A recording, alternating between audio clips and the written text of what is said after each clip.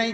এক নাম্বার, মাদ্রাসা দান করে কাউকে ভিক্ষা করতে আমি দেখি নাই, অর্থাৎ আল্লাহ রাস্তা দান করে কে ভিক্ষা করে এরকম কাউকে আমি দেখি নাই। দুই নাম্বার, জুলুম করে করে কেউ বেঁচে গেছে এমন কাউকে পৃথিবীতে আমি দেখি নাই। 16 বছর পরে শেষ তক যাওয়া লাগছে না লাগছে না? জোরে বলেন। এই 16 বছরের শেষ দিনগুলো, জুলাই আর আগস্ট